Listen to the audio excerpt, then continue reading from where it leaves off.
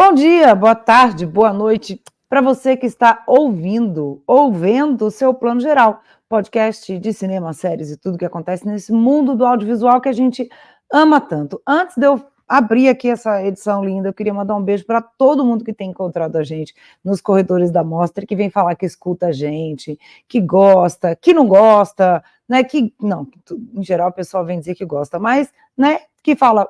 Vamos falar um pouquinho mais de série, que vocês estão demais aí no cinema. É que é época da mostra, mas a gente ama séries também, né, Vitor? A gente vai voltar com elas na próxima edição.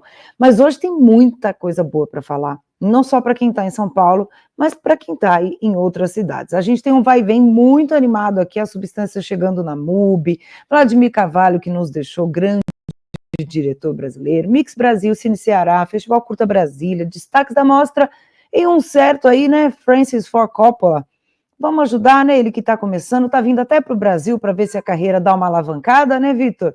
Vamos falar dele já já, mas antes, nosso vai e vem de notícias e bem-vindo, Vitor Búrigo.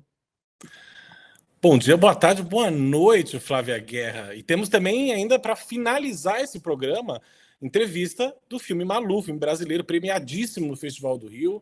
Flávia conversou aí com o diretor, com o Pedro e com a grande atriz Yara de Novaes, uma grande atriz, que é muito feliz com esse reconhecimento dela nas telonas. Está chegando aí Malu. Então, já também, no finalzinho do Plano Geral, então segura, porque a gente começa com esse vai e vem de notícias animadíssimo, também com uma notícia triste, como o Flávia falou, mas a gente começa com esse filme que ainda está rendendo discussão. E vai render por muito tempo, né, Flávia? A Substância está chegando aí no catálogo da MUBI, depois de passar pelos cinemas, dividir opiniões, né? Começou lá em Cannes. Eu lembro da Flávia e da Neuzinha comentando o filme, e aí depois chega aí nos cinemas. É uma loucura esse filme, é uma coisa. É de outro mundo, gente.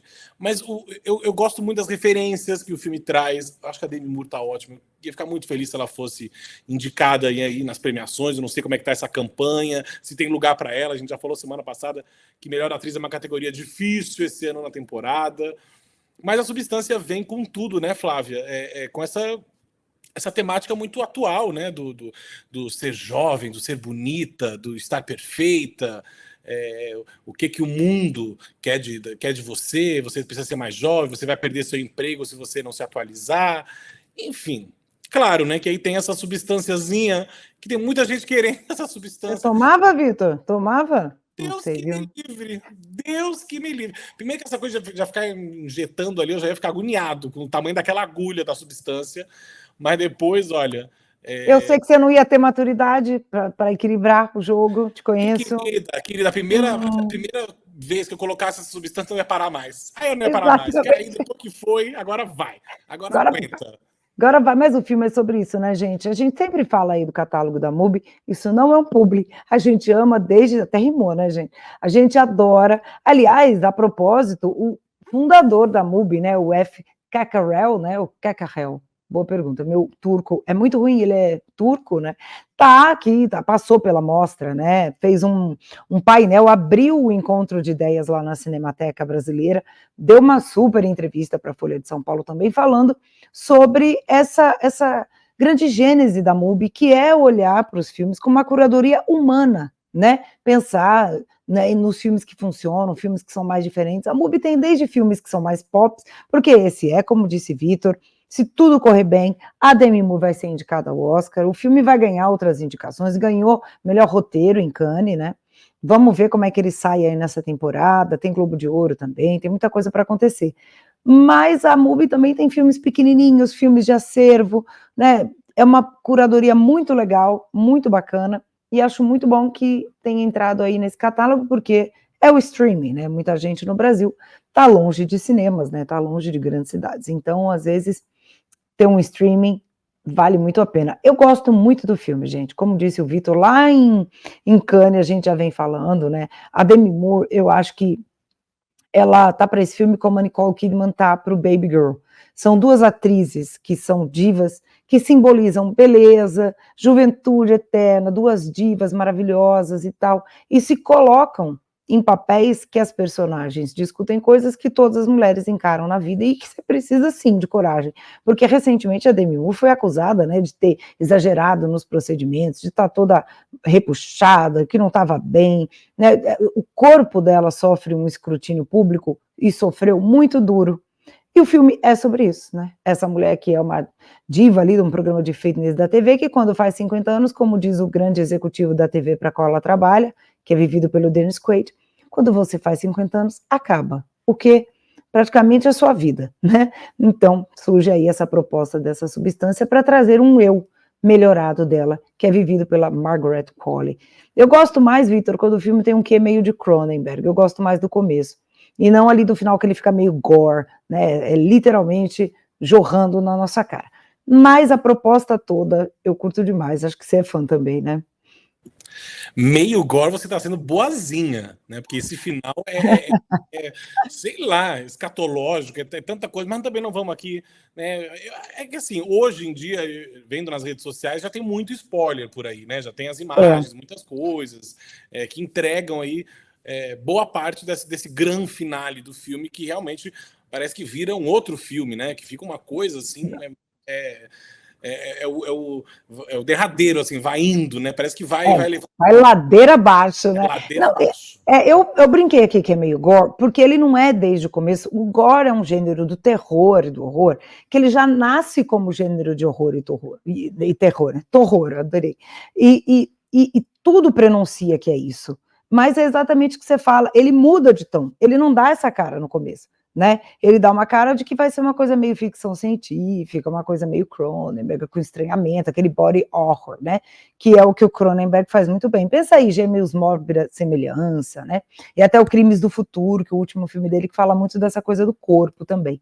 Aqui você acha que vai ser uma coisa, aí ele descamba para um outro lado, que para mim ele brinca muito, né, com o gênero, para falar do quanto o corpo da mulher, seja Demi Moore, ou seja a gente aqui, né, ou seja, uma mulher anônima, sofre esse eterno escrutínio, né? Se você envelhece é porque você está ficando velha. Se não envelhece é porque não envelhece. Se envelhece bem é porque está bem entre aspas, né? Se vai fazendo procedimentos é porque está exagerando. Se não faz procedimento é porque não se cuida, né? Então assim, é muito complicado, né? Ser homem também, o homem também passa por isso, mas a mulher, gente, ela passa por esse julgamento desde que nasce, mesmo que ela evite, né?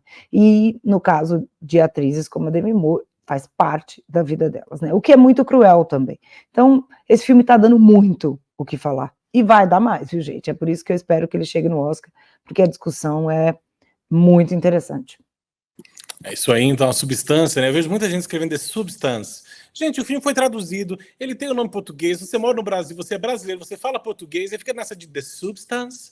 Fala substância, meu anjo. Tem uma preguiça de gente que fica falando o nome em inglês dos filmes, a não ser que o filme, o nome seja em inglês. E aí veio pro Brasil o nome em inglês. Agora, The Substance. Ah, você acabei de ver a The Substance. Não, você acabou de ver a substância, meu anjo. Já queria avisar, gente, que o The Brutalista agora chama Brutalista, dá para chamar também de Brutalista. Porque daqui a pouco eles vão estar falando. Daqui a pouco eles vão estar falando de. Ah, eu acabei de ver o I'm Still Here, do Walter Salles. Eu não duvido. I'm Still Here. Olha, pode ser. Não, é porque, assim, alguns filmes ficam, né? A gente pode até pensar em alguns.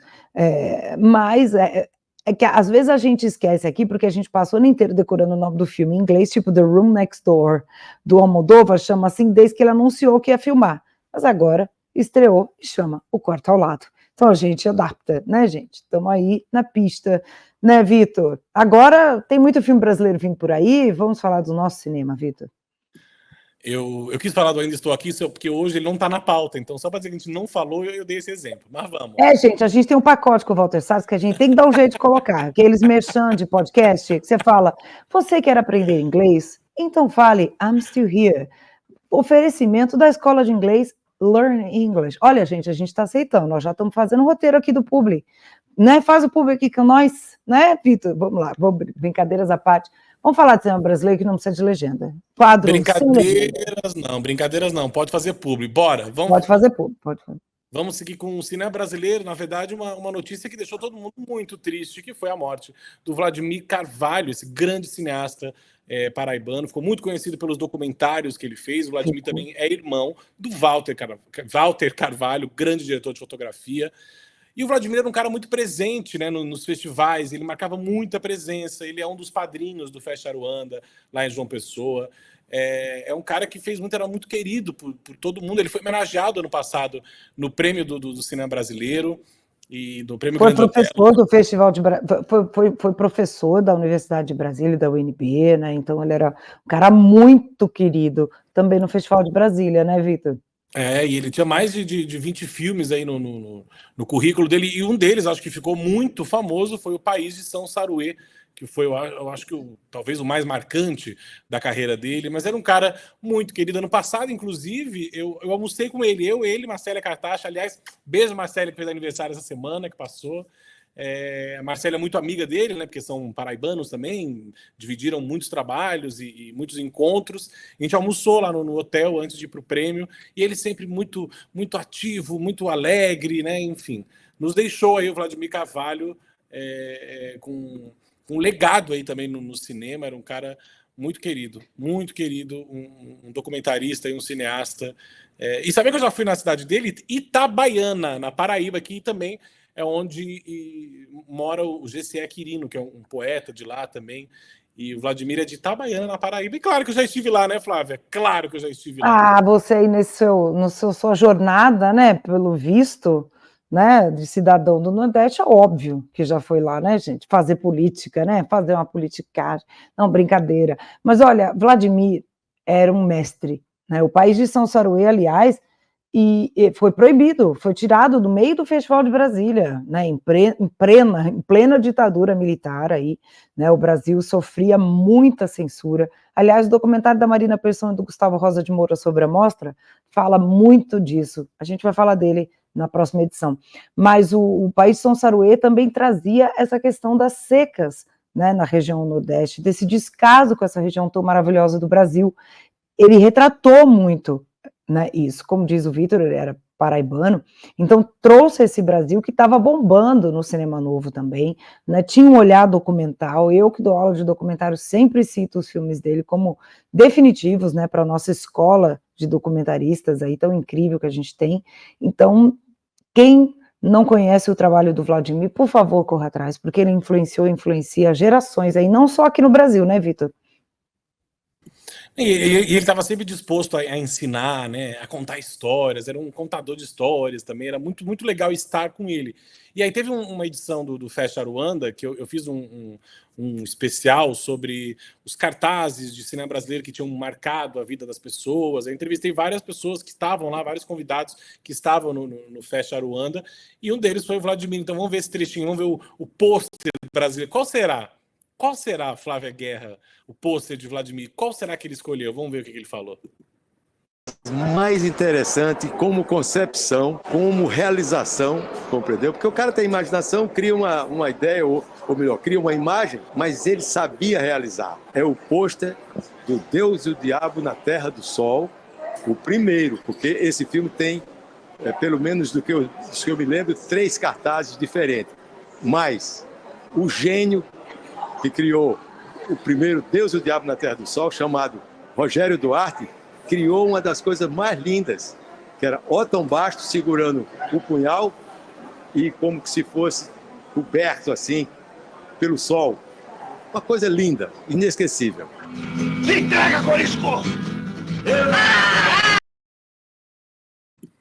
Apenas, né? Apenas um grande cineasta falando de um grande filme, um clássico do cinema brasileiro. E Vladimir, então, aí deixa agora o seu legado no cinema brasileiro, no cinema mundial, obviamente, porque ele é referência, com todas essas obras e suas participações. Enfim, essa família também muito talentosa, né? E foi muito bonito uma vez no Cine Ceará, quando o irmão dele, o Walter Carvalho, foi homenageado. Se eu não me engano, acho que foi ele que entregou. E aí, ano passado, no Prêmio Grande Otelo, ele foi homenageado. E aí o Walter que entregou o prêmio. Irmão de Vladimir, Walter Carvalho, que é um diretor de fotografia esplêndido, e também tio e pai do Lula Carvalho, que é outro super diretor de fotografia brasileiro, que está com uma carreira internacional incrível. Só para lembrar, entre tantos filmes, ele é o diretor de fotografia de Tropa de Elite. Então, o Lula, além de queridíssimo, também é outro talento, é uma família de cineastas, e a partida do Vladimir deixa a gente triste, obviamente, mas a sua obra, a pessoa incrível que ele era, como diz o Vitor, está sempre aí com a gente, e que venham mostras aí retrospectivas do cinema dele, né? O Festival de Brasília vai acontecer no finalzinho de novembro, começo de dezembro, eu tenho quase certeza absoluta que vai ter uma homenagem para o Vladimir lá, porque é mais do que justo, né, Vitor? Vamos aguardar. Com certeza, e no Festa Aruana também, porque ele era um dos padrinhos lá em João Pessoa.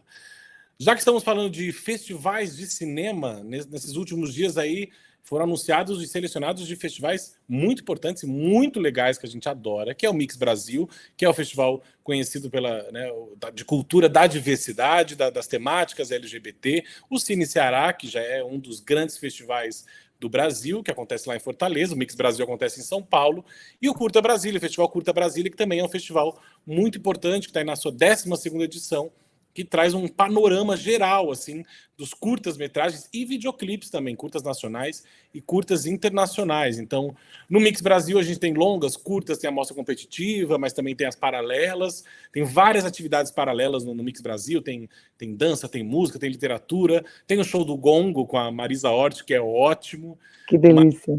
E tem uma seleção muito aguardada. A gente tem aí o Baby, do Marcelo Caetano, premiadíssimo em Cannes, premiado no Rio, que também vai ser o filme de encerramento do Cine Ceará, e ele vai ser exibido no Mix em competição, junto com mais 5 filmes do Mix Brasil, e um deles, o melhor amigo do Alain de Berton, diretor de Pacarrete, que vem agora com seu novo longa, completamente diferente, tá, do Pacarrete. Curiosíssima, eu amo, gente. Quem não viu ainda Pacarrete? Veja. Por favor. Por favor. Tá no streaming, Pacarrete, coisa mais linda. Tá na Netflix, Pacarrete? Pacarrete tá na Netflix.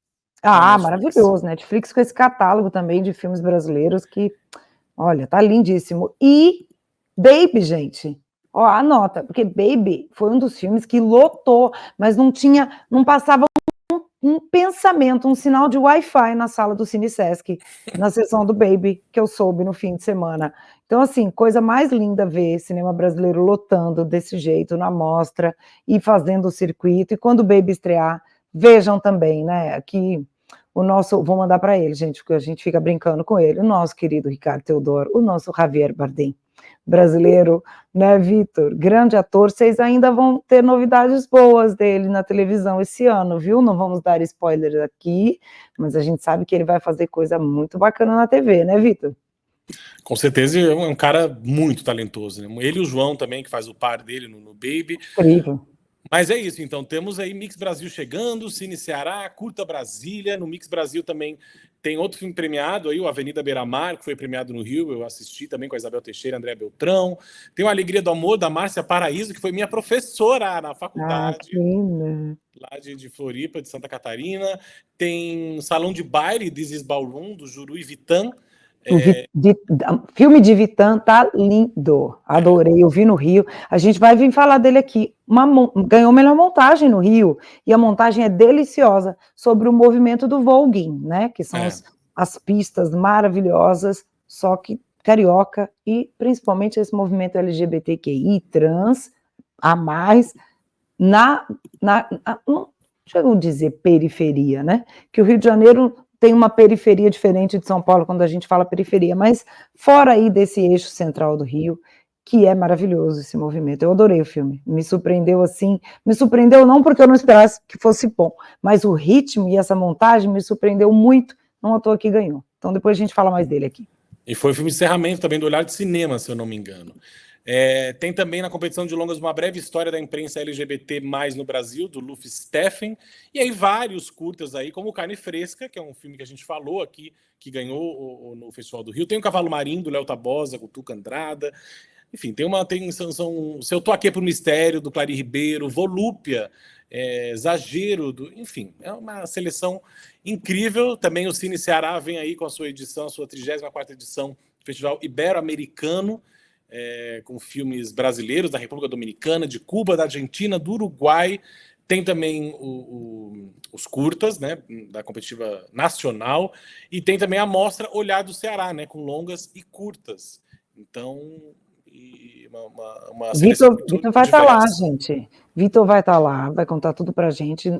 Na edição, quando começar o Cine Ceará, a gente vai trazer mais detalhes, porque são festivais deliciosos e que trazem um olhar muito bacana, né? esse olhar do Ceará, a seleção latina, assim, raras vezes que eu consigo ver filmes cubanos em tela grande, é porque o Cine Ceará traz, depois o filme consegue estrear no Brasil, em circuito, né, e o cinema latino-americano está aqui do nosso lado e a gente vê tão pouco, e vice-versa. A gente está do lado aqui dos nossos irmãos e eles veem poucos cinemas brasileiros, né, nossos tantos cinemas. Então é bom que esses festivais, com esse olhar muito específico, essa curadoria muito bem feita do Cine Ceará, exista aí para a gente, né, curtir, né, Vitor? Exatamente, eu amo o Cine Ceará. E tem também o Festival de Curtas de Brasília, que é dezembro, se eu não me engano, também, como eu falei, com esse panorama de curtas-metragens, que é muito legal ter esse espaço também, um festival. Tem o grande Festival de Brasília, já conhecidíssimo, obviamente, é o mais antigo do país, e o Festival de Curtas mais para frente. Então fiquem ligados aí que, obviamente, vamos falar desses festivais aqui e também de outros que estão chegando. Ainda tem Gostoso, tem Aruanda, tem muita coisa vindo aí. Gente, Flávia... 6 meses tem 6 anos, né? Não sei como é que a gente está com... Sério? Não, gente, por um segundo semestre mais tranquilo, joga esses festivais no primeiro semestre, porque a gente fica enlouquecido, apaixonado, mas enlouquecido. É muita coisa boa acontecendo ao mesmo tempo. Eu ainda vou para o Amazônia FIDOC, gente, lá em Belém, em novembro, tá? A equipe do Plano Geral, todos os nossos correspondentes, estão trabalhando muito em todas as frentes, né, Vitor? Essa equipe imensa que a gente tem. Se soubessem, meu Deus do céu, vou pagar o cachê de todo mundo. Nossa, muita publicidade que tem que ter, a louca.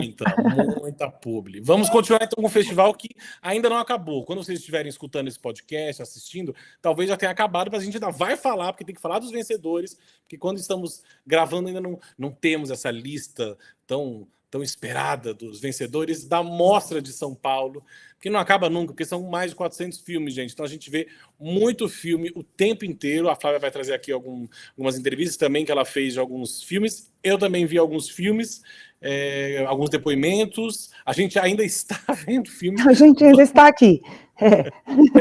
Gente, vamos ainda falar, né? Aqui. Ainda estaremos aqui, gente. Coitado do Walter Salles, vai ter que aguentar piada com... E o Marcelo Rubens Paiva, né, que é o nome do livro.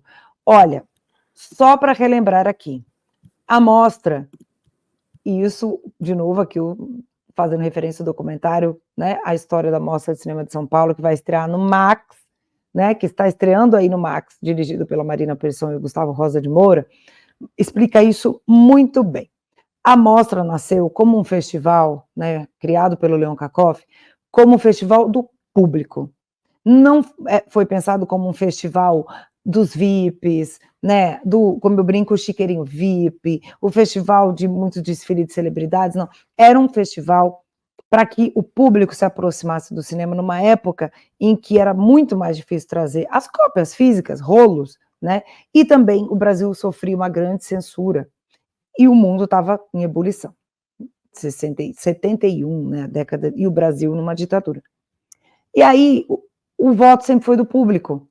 Quando começou a ter um júri também, como é que você mantém o espírito do público e tem um júri? Aí eles tiveram, né, a sacada incrível que é, o público elege os seus favoritos. Dentro desses favoritos do público, aí o júri assiste e escolhe o melhor. É um prêmio híbrido, e eu acho que é único no mundo esse modelo, que é muito bacana, né, Vitor? Que o filme que é escolhido pelo júri também é prêmio do público. Tem o prêmio do público, né, o mais votado do público, tem, mas o júri escolhe entre esses finalistas, e um dos finalistas ali, eu já posso dizer que é um dos meus preferidos, que eu vi na mostra, não vi em Veneza, fui ver aqui, é o Familiar Touch, que é um filme que ganhou o prêmio, o Câmara d'Or, né, vamos dizer assim, o melhor filme de estreia de Veneza foi esse filme, e ele estava na sessão Horizontes, e também ganhou melhor atriz lá. Então, filme lindo, tá aí entre os preferidos. Vamos ver se ele ganha prêmio do júri oficial, porque aí a gente vai poder assistir na repescagem. É um filme da Sarah Friedland, e ele fala sobre uma senhora que está sofrendo de Alzheimer, e o filho dela, com muita delicadeza, ele tem que mandá-la para um lar, né, de idosos, e tem um processo, mas é um filme muito sutil, muito delicado e ao mesmo tempo emocionante. A Kathleen Chalfant, que ganhou melhor atriz, e ela já é uma mulher na terceira idade, então isso foi muito bacana, deu muita discussão sobre isso. São 16 filmes, viu, gente? Tem A Vila Perto do Paraíso, tem esse filme brasileiro, Bicho Monstro, do Germano de Oliveira, tá aí, Corações Jovens. Então, que mais? Filhos, do Gustavo Müller, que é da Dinamarca, Garota por um Dia, da França.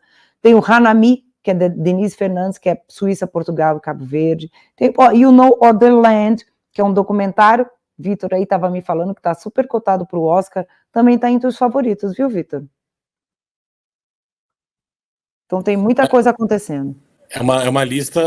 E lembrando também que os indicados ao troféu Bandeira Paulista, né, esse ano são 16 filmes, só que nem todos concorrem, né? Tem o voto do público lá no final, também como a Flávia falou, mas nesse são filmes que integram a competição Novos Diretores, né, que são filmes de primeiro e segundo longa, que concorrem a esse prêmio do júri oficial, que obviamente são escolhidos pelo público, e depois também todos os filmes concorrem ao prêmio do público. E você falou de um filme aí que eu assisti e adorei, que é o Filhos. Esse filme que já vem aí de um cineasta que bombou também na mostra, inclusive. Eu vi o filme dele que chama Culpa, que é um filme que traz um suspense, né? Uma coisa assim que você fica vidrado naquilo.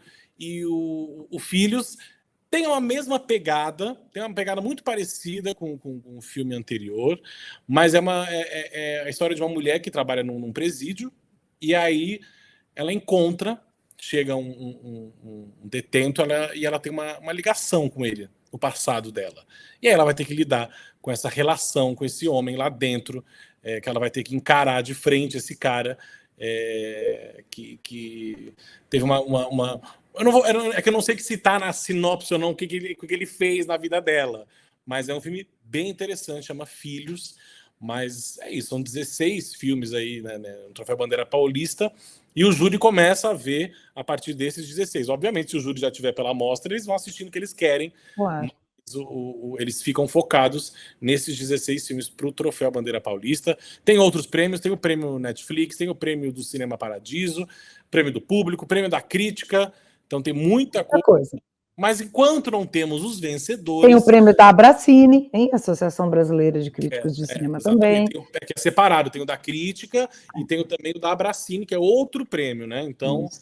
A crítica prestigiando aí em duas frentes a mostra, né? Muito bacana que você lembrou, e isso que o Vitor falou. Olha só que crivo interessante. Quem concorre são primeiros e segundos filmes, ou seja, diretores que estão começando de alguma forma, né? Não necessariamente são todos jovens, mas estão aí no começo de carreira de longa-metragem. Depois o público vota, né? São os 16 escolhidos, e aí é que o júri vai escolher os que, né, disputam o Bandeira Paulista, e depois tem outros prêmios aí paralelos. Então, a mostra sempre traz premiações que não são nada óbvias, e isso é que é bacana. Isso, é disso que o povo gosta, né, Vitor? É disso que o povo gosta, é isso que o povo quer.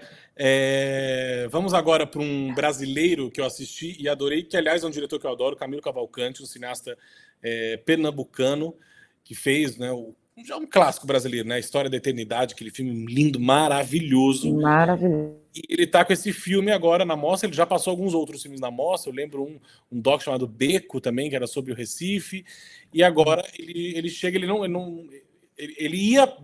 estaria na mostra, mas aí por conta de alguns compromissos aí, acho que de mestrado, doutorado, enfim, ele não foi, mas a equipe estava lá do filme O Palhaço de Cara Limpa, que é uma ficção que tem muito uma coisa meio... Tem um ar documental aí, mas é uma ficção, que é a história de um ator que está numa crise, e aí ele volta para casa da mãe dele para preparar aí um novo espetáculo dele, e aí ele fica nesse desespero dele, né, de voltar a atuar, ele vai passando nas ruas do Recife, mostrando a arte dele, e o filme começa em 2016, quando o Brasil entra numa crise política, né? E aí, quando começou essa parte mostrando a questão do golpe, da Dilma, eu fiquei pensando, nossa, de novo sobre isso, a gente vai ter que... Mas a maneira que o Camilo coloca isso, a montagem que ele faz, é muito interessante. É muito interessante, dá um up, assim, no filme, porque a gente vê de uma outra maneira tudo isso que a gente já viveu, mas a gente vê de uma outra maneira, e o filme passa e vai adiante, então vai mesclando essa questão da crise política no Brasil com a vida desse artista, né? Desse ator que está em crise. E aí ele estava lá, esse ator, o Flávio Renovato, estava lá muito feliz, muito emocionado, porque foi a primeira exibição do filme, né? Exibição pública, e eu conversei com ele sobre essa experiência, na verdade, de estar na mostra sendo protagonista de um filme de um diretor já consagrado, né, que estava todo mundo muito ansioso, e aí eu peguei ele no final da sessão, peguei um depoimentozinho dele, então vamos ver o que ele falou aí do filho eu ia falar do filho a filha do palhaço, do Pedro Diógenes, do palhaço de cara limpa, vamos ver. Vamos lá. Você iniciar no Festival Internacional de São Paulo, não existia coisa melhor para a gente perceber a temperatura, as coisas. A gente sempre tem uma expectativa, né? Mas quando o público vê o filme e depois chega junto da gente, compreende o processo desse filme, esse organismo, o orgânico que o filme como ele transversaliza as relações sociais, políticas, artísticas, culturais, e coloca num ritmo que o tempo determina a isso, e de forma espontânea, porque como ele é um cinema orgânico, é um filme orgânico, então as coisas foram gradativamente sendo ligadas. É como se fosse um grande quebra-cabeça com 1 milhão de peças, e a gente foi juntando devagarzinho, é um trabalho artesanal, entende? E uma equipe valorosa, incrível, que apostou nesse filme de uma forma assim que não tinha como ser diferente. Então o resultado é um resultado que todos têm felicidade no final dele, entende? E é isso, na verdade é isso. Oxigenando as almas da gente, né? O amor de amar é o cinema, não é? Eu tô ainda muito tímido, não vou mentir, porque a minha relação com interpretar vem muito do teatro. Eu tenho 33 anos de teatro.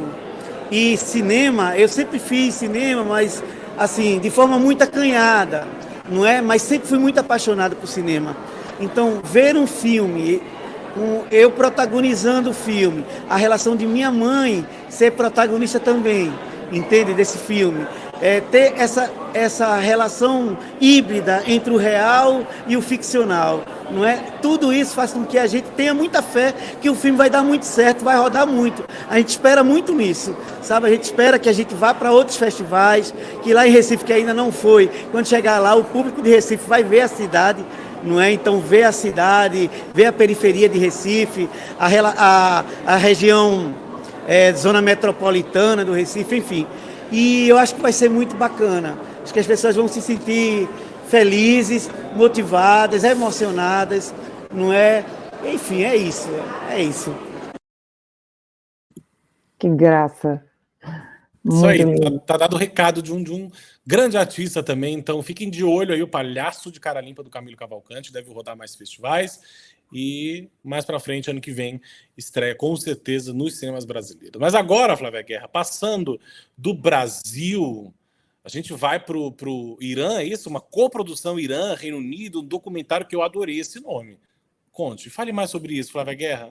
Olha, a gente vai falar de um iraniano, gente, que ele é uma instituição da mostra, né? O cinema iraniano é uma instituição da mostra, né? A mostra, o Leon Kakoff, Renata de Almeida, eles foram muito responsáveis por a gente entrar no Irã, né? Muita gente sabe, eu mesma, nunca fui ao Irã, e acho que sei tanto, assim, é um país que eu acho que eu conheço bastante, até de tantos filmes que a gente descobriu, como os filmes do Abbas Kiarostami, né? E desse cara que é o Mohsen Makhmalbaf. Ele, esse ano, aliás, ele veio ao Brasil, ele é júri da mostra, né, tá nesse júri aí, e com 2 filmes. Um é esse que você gostou, né, do nome, Aqui as Crianças Não Brincam Juntas, e o outro filme que ele tá aqui, ele tem 2 esse ano, se chama Falando com Rios. O Falando com Rios é uma conversa entre o Irã e o Afeganistão, né, que são 2 países vizinhos, né, que já foram uma vez na história um só território, né, e aí eles foram separados, tem toda aquela história tão complicada, né, a invasão da União Soviética, né, o Afeganistão ficou sob o domínio soviético, e a gente sabe tudo o que aconteceu com esse país, né, e o que ainda acontece com esse povo que enfrenta tantos desafios, guerra civil, né, a ocupação americana, o Talibã. Então, o Mohsen traz esse olhar dele. Ele é diretor de grandes filmes, né, não só que a gente acha aqui, né, no Brasil, mas o mundo inteiro reconhece, né, como Gabé, Um Instante de Inocência, Tempo de Amor, Salve o Cinema, que é um nome maravilhoso, O Caminho para Kandahar, que é um filme super premiado no mundo todo, e ele traz esse Aqui as Crianças, né, Não Brincam Juntas, que é um filme, Vitor, que mostra como esse nosso mundo é complexo e como não tem resposta fácil para essa questão. Qual é essa questão? O Mohsen, iraniano, ele foi até Jerusalém e esse filme começou a ser realizado em 2018. Então, faz tempo que ele está investigando esse tema, isso é importante da gente colocar aqui. E ele faz um retrato de várias pessoas, judeus, né, palestinos. Existem muitos palestinos que moram em Jerusalém, né, são cidadãos ali do país, são cidadãos de Israel. E eles não convivem, as crianças não brincam juntas. Às vezes moram no mesmo condomínio, no mesmo quintal, assim, sabe, uma pequena vila, e os vizinhos não se falam, as crianças não podem brincar juntas. E isso o filme traz, é um documentário com conversas muito francas com judeus que têm um olhar sobre isso, com palestinos, e ele traz esse dado. São pouquíssimas, acho que é um número assim, juro que é muito pouco, 2 escolas em toda a cidade, ou talvez todo o país, que unem crianças cristãs, porque existem cristãos também em Israel, em Jerusalém, que unem crianças palestinas e judias. E nessas escolas, o índice de alunos que querem entrar para o exército, que têm desejo de lutar na guerra, seja, né, de que religião for, é muito menor, porque eles estão convivendo, estão humanizando um ao outro, estão, né, reconhecendo em si a humanidade. Então o filme fala muito disso. Ele não simplifica uma questão que é tão complexa e que a gente tem visto aqui, muita gente, eu falo, né, da nossa perspectiva do Brasil, simplificando essa questão. E ela é muito complexa, cheia de sutilezas, né, tem todo um histórico da humanidade aí, numa cidade que simboliza tanto, como disse o Mark Malbaf. Eu conversei com ele aqui na mostra, tive uma longa conversa que eu vou editar, bonitinha, mas eu queria trazer um trecho dele falando justamente isso, da gente nunca perder a nossa perspectiva humana. Esse trechinho, para quem está ouvindo, é em inglês, mas se quiser, assiste, que ele está legendado bonitinho na nossa edição em vídeo. Vamos rodar agora, né, Vitor? In my country, Iranian people hate Iranian regime. Because Iranian regime supporting Palestinian, half of the Iranian nation don't like the Palestinian. And they are thinking that Israel government is their savior. It's very complicated situation and shameful also. It's really complicated, my God. It's not for beginners at all. Yeah. And that's why you decided to do this film. Yes, because I couldn't being sleep. Iranian, you're not Palestinian, neither Jewish. But I am human being. Yeah, At the end, we are human being. Imagine when you were born, you were not Brazilian. You're just a piece of nature. Then you understand that you are human being between different kind of animal. Okay, now, then you understand that you were born in Brazil. And then they teach you that this is your identity, that you are Brazilian. And by this education, little by little, you forget, no, you are human being, just human being. Politics and religion divided this planet and divided human being to different nationality. And we forgot that first we are human being. Then by sudden, we are in this part of the world. And by the language, which is our thought, we identify ourselves differently. But really, we are not different. We are a piece of human being. We are a piece of nature. So, I believe to the cinema without border, cinema for human being. É isso, né? Parece uma coisa meio John Lennon, né? Imagine all. Mas é isso que ele diz, né? Ele, por ser iraniano, não é palestino, não é judeu, e ele tem uma visão muito laica da questão. É isso que ele diz, né? A religião não a religião, a espiritualidade, mas como doutrina que se aproxima dessa questão também geopolítica, divide as pessoas, e ele quer fazer um cinema que una. Então ele traz essa questão para a gente assistir e tomar nossas conclusões, ou não, para a gente ficar mais, né, complexo ainda, mas entender que a humanidade é complexa e que Jerusalém é uma cidade muito importante, simbólica, e como é que é essa questão lá de dentro. E, além de tudo, é um filme lindo, porque o Mark Malbaf, mesmo num documentário, ele cria imagens muito bonitas, poéticas, junto com outras mais urgentes documentais. Então, deixo aqui essa dica, Aqui as Crianças Não Brincam Juntas, e todo o cinema desse grande cineasta, né, Vitor? A Caminho de Kandahar marcou muito a minha vida, porque foi um dos primeiros filmes que eu vi na faculdade, que os professores passaram, assim, e aí, muito marcante. Mas agora a gente vai voltar para o Brasil. A gente está nessa coisa Brasil, International, mas vou falar de documentário também muito interessante. Estamos seguindo aqui no Doc. Isso é Flávia Guerra, essa influência de Flávia Guerra, mas é um documentário. Agora, Flávia, quero ver se você sabe falar o sobrenome, me ajudar, porque tem um Z aí na frente desse documentário que se chama Pele de Vidro, da Denise Zemecol. Tá. Gente, perdão, gente. Soletra, por favor, qual que é a origem? Qual que é a origem? Ah, Flávia, aí tu tá querendo demais, Flávia. Aí você tá querendo saber a origem. Eu Olha, falo a origem do Doc. Enquanto você pesquisa o documentário... Tá bom, vamos lá. Produção. Zemecol. Deve ser alemão. É um documentário bem interessante que ela fez sobre o pai dela, que foi o Roger Zemecol, um grande arquiteto aí, e que faleceu muito cedo, mas que fez vários prédios. Ela me contou que uns 5 prédios aqui na Paulista foram desenhados pelo pai dela. É desenhados que fala, gente, arquitetura? Desenhar? Como é que se fala? O arquiteto? Projetados. Isso. Gente, tem que ver Brutalista. É que vocês não sabem o horário que a gente tá gravando. A gente já tá com os parafusos aqui, ó, que não tá mais no lugar. Aliás, faz tempo já.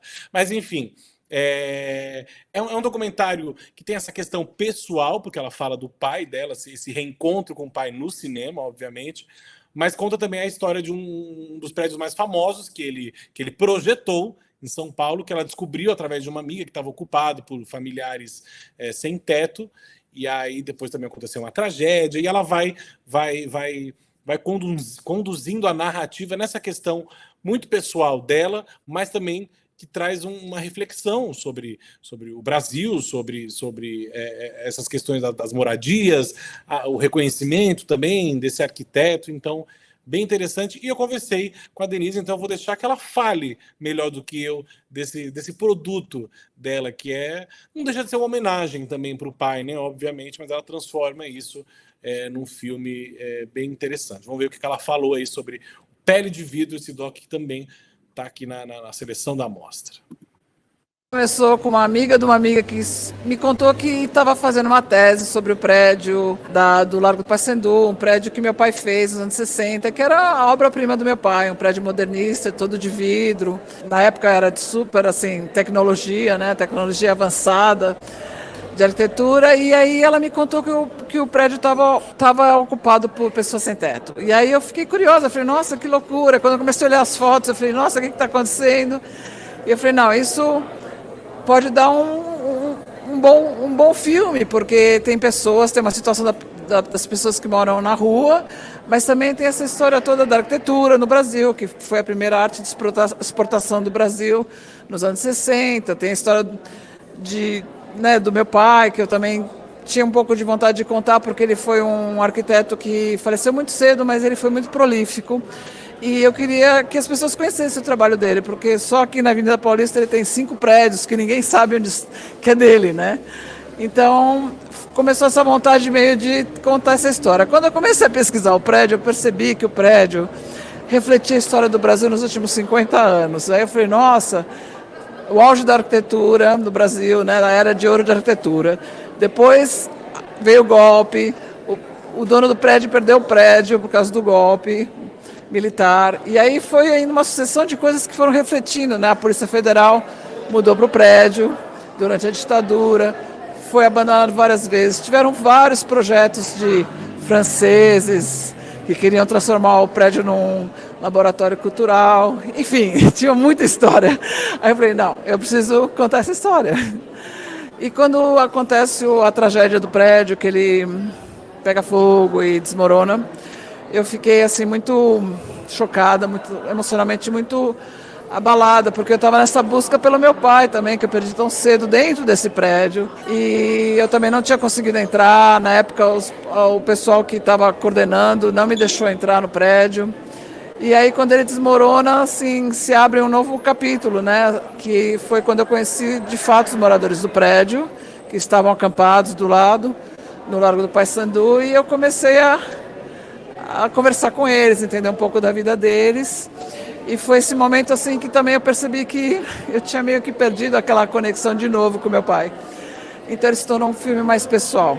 Então, o filme tem uma jornada bem interessante, bem, né, comovente, eu acho, até para quem assiste, porque ele é um pouco universal em vários sentidos. Ele é cheio de camadas, tem a busca da filha pelo pai, tem as histórias pessoais e como ele vai do pessoal para o político social de uma forma muito orgânica. Tem a história da moradia, né, da falta de moradia em São Paulo e nas grandes cidades do mundo. Então também isso o torna um pouco mais universal também, porque todas as cidades grandes do mundo, muitas delas sofrem com a falta de moradia, né, de baixo custo. Maravilhoso. O Zemeckis era francês, né? Ele nasceu em Paris, né? Mas acho que ele radicou no Brasil, estudou na FAO. Então, eu adoro, eu gosto muito, Vitor, de documentários, como ela disse, né, que investiga um assunto, mas também vai atrás da memória do pai, mistura assuntos de família. Eu gosto demais dessa vertente, né, de documentários que a gente tem tido.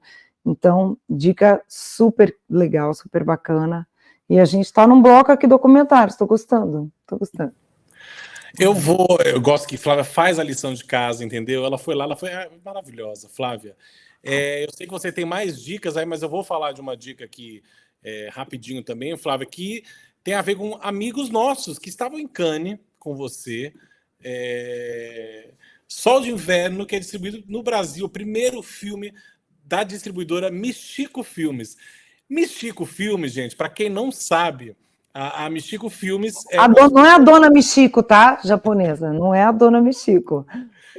A Michico foi criada pelo Chico Firman e o Michel Simões, nossos colegas aqui. O Chico estava com ele agora na sessão aqui da mostra. Dois lindos, dois cinéfilos inveterados. E eles trouxeram para o Brasil, eles viram lá em Cannes e se apaixonaram por esse filme, O Sol de Inverno. É um filme muito bonito, muito sensível, é um filme japonês, é uma coprodução da França, ele passou em Cannes, Toronto, San Sebastián. Ele se passa aí numa vila, numa pequena ilha japonesa, na verdade, essa ilha ela funciona de acordo com as mudanças das estações, né? A gente começa o filme no inverno, e aí tem os meninos no hóquei, as meninas na patinação artística, e aí o menino se encanta por uma menina e ele resolve fazer patinação artística. Aí tem um professor no meio disso tudo que vai ajudá-lo, né, a realizar esse sonho, ficar mais perto da menina. É um filme muito bonito, muito sensível. Tem outras questões aí bem interessantes que ele aborda também relacionadas ao professor, de preconceito. Fora tudo isso desse período da adolescência, da infância para a adolescência, as descobertas, e tem uma fotografia belíssima, assim, eu saí encantado, assim, você sai do filme muito, muito feliz de ver, assim, essa história sendo contada, o esporte também sendo colocado na tela, num pano de fundo, mas também ali com uma presença muito forte, muito especial e importante também de mostrar um professor que foi muito conhecido pelo trabalho dele, que vai para essa ilha pequena. Então é bem interessante, as crianças estão ótimas, e o Chico e o Michel trouxeram para a gente, então, Sol de Inverno, esse primeiro filme das distribuidoras da Michico Filmes, que eu amei esse nome, né? Que é a junção. Adoro. Eu brinquei aqui com a dona Michico por causa disso, né? Não é a dona Michico japonesa, gente, porque o filme é japonês, já começaram com esse cinema oriental, eu adorei. São dois queridos, entendem tudo de cinema. Chico e Michel trazem milhões de dicas, textos, pensatas, críticas sobre cinema, né, ao longo da carreira. E o diretor, o Hiroshi, Eu lembro que ele estava colaborando numa série com o grande Hirokazu Koreeda, ou o Koreeda, nosso diretor que a gente ama, o ano passado, né, foi super premiado com Monster, ganhou Palma de Ouro já com Assunto de Família, então já tem tudo a ver, nesse cinema muito humanista aí, e que seja o primeiro de muitos dessa distribuidora, fundada por 2 apaixonados e entendedores de cinema, né, Vitor? Adorei.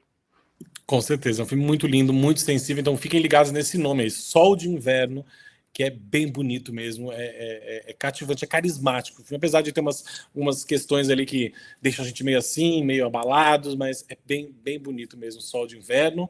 Seguimos então com Mostra de São Paulo, Flávia Guerra. O que mais você quer trazer pra gente? O que mais você tem aí na sua escola? Vamos acelerar esse programa? Anda, bora. Vamos acelerar. Tenho 2 dicas rápidas que a gente vai falar muito mais delas aqui quando elas estrearem em circuito.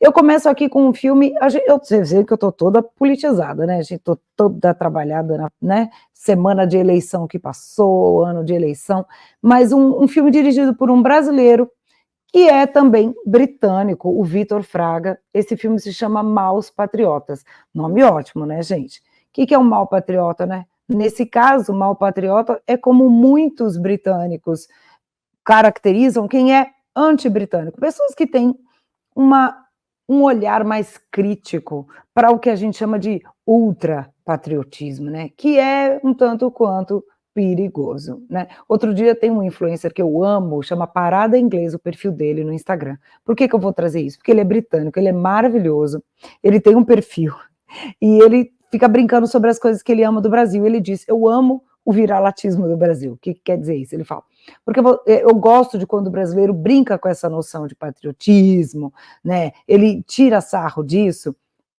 porque o outro oposto é esse patriotismo exagerado que chega a ser perigoso. Né? Não é para ser vira-lata e não gostar do seu país, só fala mal, mas o outro extremo também não é bom, né? Leva a um extremismo que é muito perigoso. E esse filme, eu estou falando isso porque esse filme tem esse olhar sobre os britânicos. O Vitor Fraga é baiano, mas mora muito tempo em Londres, é britânico também, e ele traz uma conversa apenas com o Ken Loach, gente. Quem me conhece sabe, é um dos cineastas da minha vida, que inventou aí esse cinema social, esse cinema que trata dos temas sociais, com ficções que leva a gente aos prantos. Ken Loach é o único britânico da história que levou 2 Palmas de Ouro, uma sobre, né, com Ventos da Liberdade, com certo Cillian Murphy, que na época estava mesmo começando, tá, gente? E um outro filme maravilhoso, que é o Eu Sou Daniel Blake, mais recente. E ele trata dessa conversa com Ken Loach e com um líder trabalhista, o Jeremy Corbyn, que foi quase primeiro-ministro lá da Inglaterra, né, e conversando sobre as questões, né, de preconceito sobre os meios de comunicação, difamação, censura, mostrando esses mecanismos aí que a gente está vendo que os meios andam usando muito, sejam os meios oficiais, sejam meios aí que vão rolando na sua mão, num grupo do WhatsApp, né, numa rede social e tal, para distorcer muito a informação, né, essas táticas que não estão só no Brasil, que não estão só no Reino Unido, que difamam pessoas, as fake news, né, e como levam muita gente a achar que pessoas que têm opiniões mais críticas são maus patriotas. O filme é basicamente uma grande conversa, uma pensata. O Vitor já tinha feito A Grande Fábrica de Golpes, se eu não me engano, que também passou no Brasil, né? Ele investiga essa questão da comunicação, né? A Fantástica Fábrica de Golpes. E ele investigou isso muito aqui no Brasil, e agora ele investiga na Inglaterra. Queria trazer aqui só um pouquinho dele dando um recadinho pra gente, falando, né, sobre o que é o filme, comentando. O filme está inédito ainda, vai ser exibido também no Reino Unido daqui a um tempo, e a gente vai conversando quando o filme estrear em circuito. Vamos ouvir um pouquinho o Vitor, rapidinho, conversando com a gente sobre isso. Veículos de comunicação os descrevem como incompetentes, gente sem patriotismo, comunistas, simpatizantes de terrorismo e, sobretudo, antissemitas. O filme traça paralelos com outros lugares do mundo, vai demonstrar que esse fenômeno não está restrito, não é, ao Reino Unido. Vimos táticas muito parecidas nos Estados Unidos, no Brasil, Meu filme é uma espécie de continuação do A Fantástica Fábrica de Golpes, meu primeiro documentário do ano de 2021, que demonstra como os veículos de comunicação do Brasil têm sabotado a democracia brasileira, têm ajudado a instrumentar golpes de Estado ao longo das últimas décadas. Pois os maus patriotas vão fazer o mesmo no contexto britânico. Não tem golpe de Estado no Reino Unido, não é? Porque é uma monarquia parlamentar. No entanto, as táticas são tão quanto ou até mais eficazes que no Brasil, ainda que mais sutis. Meu filme tem sido vítima de censura no Reino Unido por parte de uma grande instituição. Eu não posso revelar mais nesse momento, pelo menos. Meu filme anterior no Brasil não foi vítima de represália, né? Então, o mito de que a Inglaterra e a Europa são um modelo de equilíbrio na mídia é desconstruído. Esses dois filmes fazem parte de uma trilogia da mídia suja. O terceiro filme está sendo produzido nesse momento, tem como protagonista o Noam Chomsky. Eu estou em São Paulo, onde o filme está estreando, na Mostra, 48ª Mostra de São Paulo. É um lugar muito especial para mim. Eu sou baiano, mas eu morei em São Paulo um ano quando eu tinha 19 anos. A Mostra foi meu primeiro festival de cinema e meu primeiro trabalho, então é muito legal, muito especial estar aqui. Então eu convido vocês a fazerem essa reflexão sobre o papel da mídia, sobre o serviço, ou melhor, o desserviço que os meios de comunicação podem fazer a indivíduos e a sociedade como um todo. Esse aí foi Vitor Fraga, que tem essa visão sempre muito crítica, muito interessante. Mais um aí que faz com que a gente pense, não tem resposta pronta, né? E isso é que é interessante, quando a gente fala, de novo, de política, de comunicação, é o que ele fala. Como é que os veículos, o desserviço e o serviço que a gente pode fazer, né? Então, é muito bacana de pensar tudo isso, essa conversa com esse grande cara, Ken Loach, né, e o Mani. Então, eu acho que vamos assistir, vamos conversar. Quando o filme chegar no circuito, a gente vai falar aí de Jeremy Corbyn e o Ken Loach conversando com o Vitor e com a gente aqui também. Vamos chegando aqui quase no nosso finzinho, tem mais uma dica ainda, né, Vitor? Tem mais uma dica que eu encontrei esses diretores lá no Festival do Rio. Gosto muito do Fernando Grois e Andrade. Eu encontrei o Fernando quando eu estava começando o Cine Vitor. Ele estava com o Na Quebrada, que era acho que era o primeiro longa de ficção dele, porque ele tinha feito O Coração Vagabundo do Caetano, Quebrando Tabu, e aí ele veio com o Na Quebrada. Ele foi muito legal comigo e a gente criou um laço muito, muito legal assim, de conversar sobre cinema também. Depois ele foi fazendo outros filmes, foi morar fora, e aí agora ele chegou.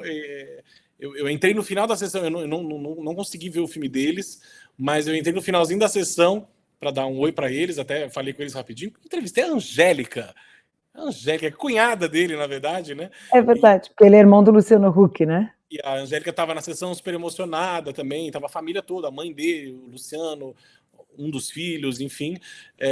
Mas a Flávia também conversou com eles aqui na Mostra de São Paulo, né? O Fernando Groenstein e o marido dele, o Fernando Siqueira, que falaram aí sobre o Entrelaços, que é um projeto, né, Flávia? Não é só filme, são várias coisas, né? Eles fizeram um show aqui em São Paulo, fizeram um show no Rio, tem um EP e tem um filme também, então, que passou ele aí no Rio e passou na Mostra também.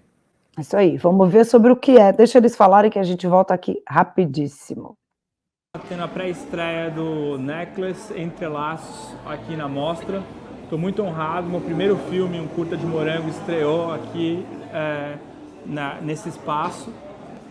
Esse é um projeto que ele tem 3 partes, é formado por shows, um EP que está em todas as plataformas, disco que está chegando e um filme musical experimental que mistura documentário e ficção, que a gente pretende lançar só daqui a um ano. Esse é um filme que busca quebrar um tabu. Para quem não lembra, eu fiz um filme chamado Quebrando Tabu, que discutia a descriminalização das drogas, isso é, tratar quem tem problema com droga como um problema de saúde. Esse filme busca quebrar um outro tipo de tabu, que é tratar quem tem transtornos mentais, quem enfrenta trauma, quem tem doenças mentais ou quem simplesmente é neurodivergente ou tem algum tipo de diversidade como alguém que é uma pessoa que merece um carinho da sociedade, que é uma pessoa que tem diversidade, um outro tipo de diversidade. A gente fala da diversidade da pauta LGBTQ, da pauta racial, mas existem outros tipos de diversidade que a sociedade precisa ter carinho. Esse filme é um micropasso nesse sentido para tratar desse assunto. É isso mesmo. O Fernando fala muito melhor do que eu. Mas ele canta melhor que eu. Isso que eu ia falar, mas eu canto. Então, quem quiser ouvir o nosso EP, chama Fernandos, está em todas as plataformas e eu estou cantando lá naquele EP. E também vou cantar amanhã no Bona e no dia 28, que os ingressos ainda estão à venda. Olha, quem está ouvindo a gente já perdeu os shows aí, mas vai ter mais, porque esse filme vai estrear, eles vão fazer mais shows, vão fazer turnê, e a gente vai falar mais disso. Uma coisinha assim, rápida que eu gostei muito do filme, é que ele não é aquele documentário clássico, eu adoro documentário clássico, pode pôr entrevista, imagem de cobertura, não tem problema nenhum, mas como o Fernando Siqueira é um cantor, tem performances, tem letras que comunicam com o que eles estão falando. Eles se colocam em primeira pessoa, o Fernando Gronstein principalmente, vai falando sobre o que ele foi sentindo e vai tratando de como o trauma faz canyons na nossa mente. Tem muitas imagens dos Estados Unidos, do Brasil, do Rio, e vai passando por esses pontos aí. Quem é TDAH, quem é autista, quem tá no espectro do autismo, quem sofre de depressão, transtorno de ansiedade, até narcisismo. Então, todos os pontos aí que ele vai levantando, para que a gente tenha mais empatia e mais conhecimento, e ao mesmo tempo veja uma história super bonita, um filme lindo. Então, depois a gente fala mais dele, porque eu adorei, e a gente queria tratar aqui, porque vamos trazê-los aqui para conversar com a gente. Vitor, eu só queria terminar, a gente não pode deixar de falar desse cara que está começando, que eu chamei no começo, para a gente terminar isso aqui e chamar para o Malu, né? Olha aqui, tu tem 27 segundos para falar desse filme. Você tá parecendo eu na TV aberta, você sabe que na TV aberta eles fazem isso comigo. Eu faço isso, esqueci de deixar, meu anjinho, tu vai ficar aqui até a mostra do ano que vem. Então roda o VT desse filme, desse cara que tá começando. Esse cara que está começando, ele, quando vocês estiverem ouvindo ou assistindo, ele já veio, já foi, entendeu? Mas ele ainda não foi, não chegou pra gente. Quer dizer, eu soube que ele já está aí. Ele já está em solo brasileiro. Já está entre nós. Já está entre nós. Já está aqui perto. Será que está aqui perto de casa? Será que está perto da sua casa, Flávia Guerra? Quem, Flávia Guerra? Quem está no Brasil para lançar uma fábula que dividiu opiniões? Está dividindo opiniões. Eu não vi ainda. Não me convidaram aí para essa sessão de imprensa, não fui convidado, então não assisti. Também não estava aqui em São Paulo, tá? Também não fui atrás. Mas o que está chegando aí, Flávia? Um tal de Francis Ford Coppola, ou Coppola, né? Vamos chamar com ele como a gente quiser. Mas, enfim, o filme se chama Megalópolis, aí é fácil falar. Né? Roda o VT aí do Megalópolis enquanto eu falo, porque esse filme, gente, sabe aquela coisa que é uma ópera, é um drama, é uma tragédia, é tudo, ao mesmo tempo agora, é uma utopia, uma distopia, enfim, é tudo. Talvez seja o último filme da carreira do Coppola, tá aí uma boa pergunta. Ele vem ao Brasil lançar o filme, né? A O2 Play está distribuindo o filme, ele recebe na Mostra de Cinema de São Paulo uma homenagem, o troféu Leon Kakoff, né, Vitor? E o filme vai ser exibido no encerramento, já estreia em circuito, por isso que a gente está trazendo aqui, já dando esse serviço. Semana que vem nós vamos falar bastante dele e com detalhes, porque a gente vai conversar com Coppola, vai participar da homenagem, então a gente vai ter todo um contexto para trazer. Mas o contexto do filme que eu assisti lá no Festival de Cannes e revi também essa semana é uma grande tragédia, não é tragédia, assim, é Roma, é Nova York é Roma. No caso, é Roma, uma Roma do futuro que você não entende muito bem onde é que está. E um tal de César Catilina, nessa nova Roma, ele quer criar uma cidade muito melhor. Ele é um arquiteto, falando em arquitetos, é um arquiteto brilhante, e que ele quer construir uma cidade mais idealista, mais humana, mais integrada com mais natureza, mais bonita, menos dominada pelo capital. Nós estamos falando aqui de São Paulo, que é uma cidade que dia após dia é violentada, os bairros são destruídos e prédios aí de 20 e tantos andares feios, que não tem nada a ver com o bairro onde eles estão sendo construídos, são erguidos e a cidade vai sendo aí destruída pela ganância, pela especulação. O Coppola fala muito disso, só que no caso essa nova Roma, que é uma Nova York do futuro, e o Catilina, que é vivido pelo Aidan Driver, tem um grande opositor, dois, na verdade. Um é vivido pelo Giancarlo Esposito, que eu amo, que é como se ele fosse o pensamento do Marco Aurélio, ele é o Cícero. Ele acha que a gente tem que ter um real politics, né? A vida como ela é, não é para ficar sendo tópico, é para lidar com o que tem. E um cara que é filho do ultra banqueiro, que é o Shia LaBeouf, que esse sim é o mau caráter mesmo, da fake news, entendeu? Da manipulação, joga pra galera, distribui dinheiro pro povo. Já ouviu falar desse tipo de populismo?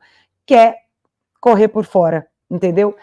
Os dois caras, o Cícero e o Catilina, são caras éticos, apesar de pensarem muito diferentes. Esse que chega é essa nova política do populismo, da fake news, de jogar para a galera, de falar muito e fazer muito pouco. Então o filme tem um comentário político muito interessante, muito filosófico, muitas citações. É um filme barroco, que atira para muitos lados, é Coppola até o último fio de cabelo. Depois a gente vai conversar mais, porque olha, um filme testamento, não sei se é o último dele, mas ele colocou aí tudo que ele acha de cinema, da vida, da arte, do futuro, do mundo. Depois a gente vai falar mais dele, mas ele está chegando aos cinemas nessa semana, por isso que a gente traz aqui. Quiser assistir e vir ouvir mais com a gente na semana que vem, fica a dica aí do Megalópolis, e agora nós vamos voltar para o nosso cinema, né, Vitor? Eu fico imaginando que ela disse que vai falar mais semana que vem, eu não sei o que ela vai falar mais tanto semana que vem. Você vai assistir e vir dizer o que corta, tá? Semana que vem é você que vai fazer a lição de casa. Gente, Tá, 27 segundos viraram, 2 horas Semana e 30. que vem eu vou ficar aqui lixando a unha enquanto você fala o que acha de Megalópolis. Vai sim, conseguir ficar sem falar. Vai sim, com certeza, com certeza. O Flávio Coppola, então Coppola vem, estamos de braços abertos para recebê-lo, esse grande nome do cinema mundial. Junto com Flávia Guerra, pelo amor de Deus, é uma explosão. Aí, minha filha, é outra fábula que vai virar isso. Vai ser outra Megalópolis, vai ser uma Megalópolis. Ai, Flávio, vamos dormir, mas antes vamos acordar. Vamos acordar. Quer dizer, a gente já está acordado, pelo amor de Deus, ninguém está dormindo. Ninguém dorme nesse podcast, não, gente. 24/7, a pessoa afetada louca, né? Quer vir com os ingleses. Flávia, né? Eu esqueço teu nome de vez em quando. Isso, Fátima. Flávia, em inglês é Fátima. Fátima me lembrou aquela série da Fátima com a Andréa Beltrão e com a Fernanda Torres. Sim. Ai, aquela série era maravilhosa. Entre tapas e beijos. Ô, Flávia, Malu, esse filme belíssimo, premiado no Festival do Rio, passou em Sundance. Aprendeu aí! Garota. Cancela esses dois. Chama o Roy Logan, nós não somos pessoas sérias. Roy Logan, tá aí? Vamos conversar aqui. Mesmo acabados dessa mostra, a gente tá aqui para falar de Malu. Belíssimo filme. Já falamos algumas vezes aqui. Foi o grande vencedor junto com Baby aí do prêmio de melhor filme no Festival do Rio. Levou o troféu Redentor. Yara de Novaes, essa grandíssima megalópolis atriz. Quero misturar tudo. Essa é uma mega mesmo. Essa é mega, essa é uma grande atriz aí que a gente tem aqui no Brasil. Tá chegando com Malu, que é um filme quase que pessoal também, né, Flávia? Tem essa coisa também, né, do pessoal homenagem, mas não é homenagem, mas enfim, tem essas mulheres também dentro do filme, que você já elogiou também as atuações delas e foram premiadas também no Festival do Rio. Então, Malu também está chegando aos cinemas nesta semana. Vamos prestigiar aí o cinema brasileiro, né? Premiadíssimo também. Tá aí, né, Flávia? É isso aí, né? Magnificamente atuado aí, ó. Escreveram aí, falaram aí. Mas o filme é lindo, gente. As mulheres que ele diz é a Yara de Novaes, Carol Duarte e Juliana Carneiro da Cunha, que, meu Deus, que mulher é essa maravilhosa do teatro, do cinema brasileiro. E a Yara vive a Malu. A Malu é mãe do Pedro Freire. O Pedro, na vida real, é filho da Malu, que é uma atriz, que foi atriz super importante da Oficina, né? Trabalhou com o Plínio Marcos, da cena de teatro aí do Brasil e de São Paulo, e que foi, né, acachapado pela ditadura militar. Então a Malu trazia muito dessa dor, né, do quanto a arte brasileira foi perseguida na ditadura. E a Malu, mãe dele, ele é filho da Malu com o Erson Capri, imagina, filho de atores, grandes atores. A Malu, como a Malu do filme, construiu uma casa numa região mais periférica do Rio, dentro de uma comunidade mesmo, que ela queria transformar num teatro comunitário, viver o teatro. Só que essa casa nunca acabava, ela está sempre inacabada, assim como os planos dela de vida. Existe uma certa amargura dessa atriz frustrada que não conseguiu dar cabo aos seus anseios de ser atriz, de criar esse grupo, de viver a arte plena. No filme, ela é tudo isso, a Malu também, só que é a Carol Duarte que faz a filha dela que volta de uma temporada na França, ela também é atriz, e passa um tempo ali com a mãe, e aí todos os atritos vão surgindo, porque a Malu é uma mulher tão exuberante, tão incrível, quanto também agressiva, ela tem um humor que oscila muito, eu até brinquei com o Pedro, que isso tem nome, chama transtorno borderline, né, sem nenhum preconceito aqui, pessoas que têm esse temperamento que oscila muito, pessoas que são tão geniais e brilhantes, quanto também tem questões aí no cotidiano. E a gente vai vendo toda essa dinâmica de mãe, avó, filha, conflito de gerações, de visões de mundo.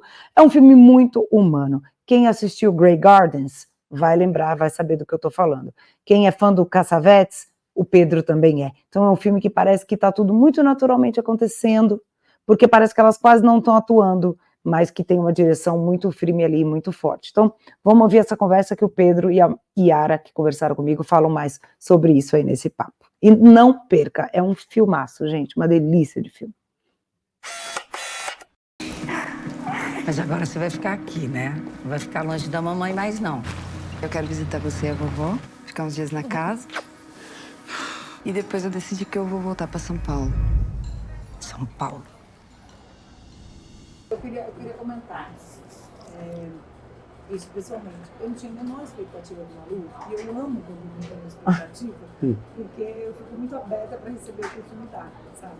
E eu gostei muito de como, Malu, vocês constroem a ação de um jeito muito natural, muito, eu dei essa palavra, mas muito orgânico. A coisa vai vindo, que parece que você está mesmo, né, vendo uma pessoa que mora ali naquela casa, e você mesmo é aquela mulher mesmo, assim. Achei incrível o prêmio para você no Rio, para você também, mas isso assim, eu achei tão acertado. Eu queria que vocês falassem disso, porque parece fácil. Legal. Isso é bom. Isso é bom Isso é bom. É igual quando tem uma nadadora, né, que ela pula, tá nadando de borboleta, você fala, cara, eu faria isso. Vai tentar, né? Mas o que acontece é que o Pedro, ele desenvolveu um roteiro muito bom, um roteiro sem heroísmos, né? A gente está numa demanda por heroísmos, né, hoje em dia, então um roteiro muito bom, com personagens muito complexos, que por mais que sejam as memórias dele, a gente sabe que a própria memória, ela já é meio corrompida, né? Aí se ela vai para a arte, ela realmente ganha outros lugares, né? Ela vai realmente se colocar de uma forma que vai surpreender até ele próprio, e ele, como um grande artista, ele se deixou surpreender também. Então ele fez esse roteiro e nos levou para uma sala de ensaio por 3 semanas. E nessa sala de ensaio ele é um diretor que gosta da atuação, estuda a atuação, tem prazer em estar com os atores e as atrizes em seus processos. E ele foi para essa sala de ensaio conosco, para fazer realmente daquele lugar um laboratório, para que ali então emergisse essa casa da Malu, essas personagens todas, né, Pedrinho? E isso foi incrível, porque quando você está numa sala de ensaio, é o lugar que a gente pode, inclusive, errar também. E isso aconteceu várias vezes. A gente foi para caminhos que não eram os caminhos que o Pedro imaginava. Mas ali a gente conseguiu, de alguma maneira, consolidar, né, Pedro? Eu acho que o jeito de atuar, as personagens, e ir para o set já com isso um pouco mais avalizado por você e por nós também, né? Nesse processo de ensaio, o Pedro levou inclusive o Mauro, o diretor de fotografia, porque o Mauro estaria no set depois conosco como um 5º ator. Claro. Ele fala como primeiro espectador, mas era um 5º ator. Não, e um filme todo de câmera na mão, né? Então a câmera respirando com vocês, né? E aí, isso tudo foi importante para a gente. Então, e além de tudo, era importante que a gente tivesse aquele texto, reconhecesse a embocadura daquele texto. Não tem ninguém improvisando. Na filmagem. Na filmagem, a gente ensaiou né? improvisando. Então, na filmagem não tem ninguém improvisando. É o texto que o Pedro escreveu e que a gente está falando, esse texto. Mas para chegar nesse texto, né, com essa embocadura, com esse pertencimento, né, que parece que faz com que aquilo acontece mesmo, né? Aquilo acontece, todos os dias acontece aquilo com essas pessoas, né?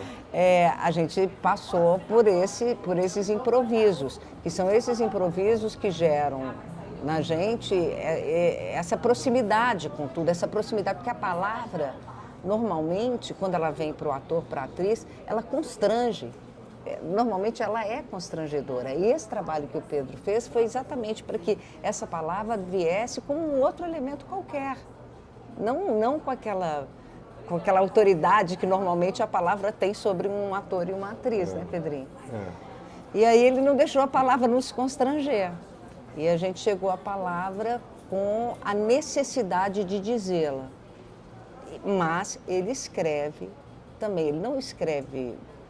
Ele tem muita poética na escrita dele, é muito elaborada a dramaturgia dele, muito, muito elaborada, diálogos muito elaborados, mas ele não é duro. Né? O Pedro escreve pensando no ator falando. Né? Eu só acho importante acrescentar, não tenho muita coisa para dizer, porque você disse tudo, mas acho importante acrescentar e esclarecer que esse método tão interessante, né, trabalhar com improvisações nos ensaios, sem decorar o texto, para só decorar o texto na hora de filmar, muito bacana, deu muito certo. Agora, isso não foi eu que inventei, isso está lá no final do século XIX em Stanislavski. Né, eu só capturei o que o Stanislavski fazia, um pouco influenciado também, bastante influenciado também pela forma como o Cassavetes, o John Cassavetes, diretor americano que eu admiro muito, também usou isso no cinema e repetiu o que eu aprendi com eles. Eu não inventei a roda, entendeu? Estudei muito tudo isso, né, para fazer isso, mas foi muito bacana. Acho por isso que eu escolhi atrizes de teatro, atrizes e atores de teatro. Todos os atores do filme vêm do teatro, tem passagem pelo cinema, pelo audiovisual, mas a base de formação dessas atrizes, desses atores é o teatro. Porque é no teatro que a atriz, o ator, aprende a dar profundidade no que está fazendo, sabe? Não tem aquela superficialidade da televisão que tudo você decora rápido, vai lá, faz rapidinho, foi. Né? Tem meses de estudo para você aprofundar no sentido daquele personagem. Eu precisava disso, eu sabia que era uma dramaturgia que precisava de profundidade, senão ia ficar, não ia ter o que eu queria, né? Então, acho que a Yara, por exemplo, é uma escolha perfeita para a Malu, porque ela tem essa profundidade e tem o prazer pelo ensaio, né, Yara? O prazer da sala de ensaio, todo mundo com aquela roupa meio fodida, preta, feia, e vamos lá, vamos descobrir o que é isso que a gente está querendo fazer. Isso para mim é o mais gostoso, eu gosto mais de ensaiar do que de filmar. Você sabe que eu estou falando também, eu estou falando também porque eu sou jornalista, estudei na USP, mas eu fiz 2 anos de teatro no USP. Ah, que legal. Porque eu queria, na verdade, estudar no prédio, mas eu fiz teatro lá no USP e eu gostava do processo. Eu nunca quis atuar, quero trabalhar, mas eu gostava do processo, que eu acho que o processo de estudo do teatro. É muito legal. Procurar, né? E é muito, quisesse, mas, assim, dá muita liberdade, né, pra gente, assim, porque você realmente, assim, a Juju fala isso, a Juliana Carneiro da Cruz, Juju. Nossa Juju. Ela fala isso, assim, que é tão legal, de repente, você achar que você pode ser uma outra pessoa fazendo uma determinada coisa, é tão livre isso, né? Porque é sem medida, né? Porque a gente tem a medida né, de quem a gente é, uma medida também social sobre a gente. Quando você vai fazer uma personagem, vai para o teatro, e o teatro até mais um pouco, porque o teatro lida com convenção, né? Ele não tem que lidar com realidade, ele pode inventar o que ele quiser, né? De repente uma personagem pode começar a uivar, né? E ele não tem, né, essa prerrogativa da verossimilhança desse jeito que tem. Então é um exercício de liberdade que deixa a gente feliz. Eu acho assim, que todos nós que fazemos teatro, a gente, na verdade, foi salvo pelo teatro. Né? Todo mundo ia ter um probleminha ali. A gente foi salvo pelo teatro. É religioso, assim. Quem é que não tem? E falar em probleminha, eu tô falando isso com muita honestidade, porque a Yara, como a Malu, lembra muito a minha mãe. Minha mãe é doida igual, muito diferente porque ela é pedagoga, mas é doida. E vários empates ali, eu acho muito interessante como você escreve, que eles nascem do nada, né? É uma fagulha barata na mesa, quando vê, você fala onde começou essa tragédia grega melodramática, né? Família. Então eu queria que você também falasse em que medida você trouxe isso da sua mãe, não conhecia sua mãe, só conhecia como atriz, né? Não tive o prazer. Mas que é isso, a relação que a gente tem com as mães é muito assim. Eu acho que de mulher com mãe é mais, que é uma relação de amor, de igualdade, de rivalidade, né? Mãe e filha tem muitas coisas. E eu sei que você trouxe da sua mãe também, né? Então como é que foi pra você isso? Porque é sua mãe, né? Claro. Não, o filme é 80% baseado em fatos reais, em coisas que de fato aconteceram, coisas que foram ditas. Eu tenho muito na memória diálogos que eu tive com a minha mãe, e a minha irmã Isadora trouxe muitas memórias dela também, então é quase co-roteirista do filme, de tanto que ela trouxe coisa, né, situações, né, como quando a mãe tem uma competitividade muito grande com a filha, que é atriz também, né? Mas, assim, conviver com a minha mãe era maravilhoso e dificilíssimo ao mesmo tempo, porque ela era uma mulher, acima de tudo, intensa. Então, ela era muito intensa na alegria, era gargalhada, era falar alto, era contar histórias maravilhosas dos anos 70, em que ela e Plínio Marcos lutaram contra a ditadura. E era, assim, me mostrou... Sete Samurais, do Kurosawa, quando eu tinha 6 anos de idade, ela conseguiu uma cópia dublada, ela gravou da televisão dublada para eu ver, com 6 anos de idade, aqueles, você gosta de espada? Então toma. Então, era tudo muito intenso, era muito, sabe? E aí, de repente, ela batia um mau humor, de uma hora para outra, acordava meio mal-humorada, qualquer coisa. Cara, quando eu vi, ela estava gritando, começava a discutir com meu pai, quando eu via, tinha copo sendo jogado na parede. Então, era esse nível de intensidade, né? Tinha algum problema ali, psiquiátrico, que não foi diagnosticado, porque ela sempre se recusou a ir num psiquiatra, né? Mas então era tudo muito intenso e muito assim. Uma hora tá rindo, na outra hora a gente tá tenso, se escondendo, sabe? Então eu acho que eu quis transpor isso para o papel e depois para a filmagem, né? Nessa maravilha que era ser filho dela e de ser tão influenciado por tanta inteligência, o olhar dela político, sabe? A forma como ela via o mundo, como ela era justiceira, ela tinha um sentido da justiça muito forte. Tudo isso intelectualmente, artisticamente, ela me influenciou muito, sabe? Até hoje eu tenho, assim, a voz da minha mãe quando eu vejo, sei lá, um policial tratando mal alguém, eu já me vem uma Malu, entendeu? Eu já fico querendo brigar com o policial, não pode. Então é isso, essa intensidade toda eu quis passar para o roteiro, e quando eu fui ver não foi nem tão premeditado. Quando eu fui ver eu estava escrevendo cenas que eram assim, que uma hora você estava rindo, na outra hora você estava chorando ou tenso, e aí foi sendo assim. Minha mãe é assim também. E tem algo que eu gosto muito, que são as três, vocês três, né? Acho que você escolheu muito bem as três, em 3 gerações, e esse Brasil que passa, né? No filme, né? E também até o nosso jeito de consumir cultura, ou de produzir cultura, ou de ver a cultura como algo civilizatório, né? Acho que a sua mãe tinha, que vocês com certeza têm, né? E nesse sonho que fica frustrado, né? Aquela casa, eu acho ela tão brasileira, né? O Brasil tem tantas casas que estão meio pelo caminho, né? E isso eu sei que isso é parte do roteiro também, que é uma história pelo caminho dela, né? Então eu queria que você falasse também, assim, do espaço, as 3 nesse espaço. Sim. Eu muito cedo decidi que essa casa seria um personagem importante no filme, né? Porque é uma réplica da casa onde ela de fato viveu boa parte da vida dela. Eu vivi 5 anos com ela na minha infância e adolescência nessa casa, e a minha memória dessa casa é muito forte, porque era muito angustiante. Quando eu era adolescente, nem tanto, porque tinha cachorro, aquela lama, aquele areal no chão, eu não me importava tanto, achava divertido fazer buraco na areia. Mas depois, já adulto, eu voltava naquela casa e ela continuava naquele lugar com goteira, sabe? O primeiro salário que eu ganhei, no primeiro filme que eu trabalhei como segundo assistente de direção, eu lembro até hoje, eu ganhei R$4.000, joguei na mão dela e falei, por favor, constrói um telhado, nem que seja de brasilite, para parar de ter goteira, porque eu tinha pavor de temporal, sabe? Começava a chover no Rio de Janeiro, minha mãe tá na goteira. Porque às vezes tinha goteira até em cima da cama dela, não tinha onde dormir, tinha que ficar arrastando. É uma das cenas mais fortes, né? ficou que até, tem no filme, né? e ficou até emocionado, porque Essa, era muito né? forte, sabe? Então eu sabia que essa casa era muito cênica, era muito cinematográfica, sabe? No roteiro, se você ler o roteiro, tem uma descrição enorme, tem assim, meia página de descrição da casa quando chega na hora de mostrar a casa, sabe? Então é um personagem muito importante a casa no filme, né? E eu acho que é isso, tem uma coisa um pouco teatral também, de huis-clos, né? De fechado naquele lugar tudo acontece, né? E aí tem uma coisa que eu gosto, não sei se você se deu conta, mas pelo menos na versão final do filme, a edição final, porque até no roteiro tinha uma outra coisa, mas na versão final do filme, ela só sai da casa com a filha. Não tem uma cena dela Ou esperando saindo, a filha, né? ou esperando a filha, ou chegando na filha, ou indo no médico com a filha, ou indo buscar a filha, né? Só a filha tira ela de casa. E eu tinha muita essa sensação com a minha mãe, sabe? A minha mãe só saía de casa para ir almoçar comigo na Zona Sul, né, onde eu morava, sabe? Ela só saía de casa quando eu puxava, senão ela ficava lá arrumando os livros dela, organizando a casa dela e que nunca terminava de organizar.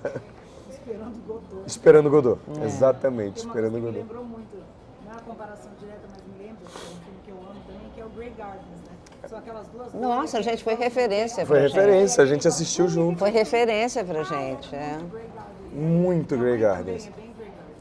Foi referência. O Grey Gardens é referência total pra gente. Foi Cassavetes e Grey Gardens era a nossa base. E essas relações neuróticas de amor e ódio. E tem uma coisa para terminar que você falou na premiação do Rio, que eu fiquei pensando muito nisso. Você falou que é o que acontece quando os atores não atuam, né? Que eu acho que é aquela energia represada. Né? E é muito ruim, né? Você tem toda aquela energia, aquela energia represada meio estraga. Eu até falei que o teatro salva as pessoas. Então, se falta o teatro, né? Se falta esse magicar, né? Esse lugar assim que você tem a outridade, que você pode realmente explodir, que ali pode. Né? Eu acho que realmente atormenta, deixa atores e atrizes atormentados. Mas eu acho também que a questão da profissão também não acontecer. Não acho que é só, sabe, essa coisa emocional, psíquica. Então. Eu acho que é a questão da profissão não acontecer. Porque o que acontece com a Malu? Que ela morava no Rio de Janeiro. Rio de Janeiro, naquela época né, que ela trabalhava, era um Rio de Janeiro cercado de Globo. Né? Ainda cercado né? por novelas. Ainda é. O teatro no Rio de Janeiro hoje em dia está totalmente parado. Os meus amigos de teatro estão todos desesperados. Então, mas agora você pelo menos tem outros lugares, né, que as pessoas podem trabalhar. Era muito centralizado, né?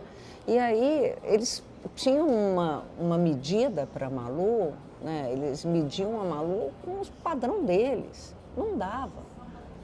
E aí, ela morando no Rio de Janeiro, por isso que essa passarga né, de São Paulo, o tempo inteiro, né, eu quero ir para São Paulo, porque São Paulo que tem teatro. Isso é falado, né, no texto, porque realmente ali a régua que mediam a Malu não era a régua dela, não era a unidade de medida da Malu.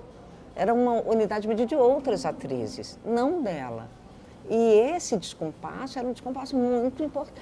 Assim, é uma coisa que eu super me identifico com ela, porque eu comecei a abrir as portas assim, para o audiovisual depois de 50 anos. Claro que fazia ocasionalmente, tal, mas eu era teatro, dando aula, dirigindo e atuando. Porque eu, muito cedo, fui ao Rio fazer um teste para aquela escola, oficina de novos atores, eu devia ter 19 anos, e eu vi que eu estava em cartaz em Belo Horizonte com uma adaptação de Ciranda de Pedra, com um diretor muito legal, que vinha do teatro e dança, era muito legal. E fazia Virgínia. E aí, quando eu fui lá para fazer esse teste, eu falei, cara, eles vão me medir com uma unidade que não é minha, e eu vou ficar infeliz aqui. E aí, querendo ou não, a Malu foi ficando no Rio de Janeiro. Isso foi minando ela, porque ela fez coisas incríveis. Ela trouxe para o Brasil o Dario Fo, né? E aí, de repente, no Rio não tem isso. E tem outra coisa, ela foi morar longe. Era difícil sair de onde ela estava, ficar na Zona Sul e, ao mesmo tempo, morar longe para ela. Era também uma ideia. Estou me identificando com a Malu, né? Também morando longe em São Paulo. Total. Porque também era uma ideia, assim, de não estar ali o tempo inteiro corroborando com aquela ideia de ser artista, que é uma ideia muito atravessada também, né, essa ideia glamurosa do que é ser artista, muito atravessa para cá. Imagina isso para a cabeça da Malu que estava trazendo o Darifô no Brasil. E que trabalhou com Plínio Marcos, Zé Celso, com Antônio Filho. É um descompasso muito grande. Então, eu acho que tem a coisa, né, do psíquico, não sei o que, emocional, mas eu acho que também tem da profissão, assim, de dizer assim, eu estou desconectada com esse lugar que eu estou. E quando você fala da casa, que eu acho interessante isso também, e que tem a ver com o próprio Rio de Janeiro, que eu vou arriscar falar que é um filme naturalista, eu acho que é.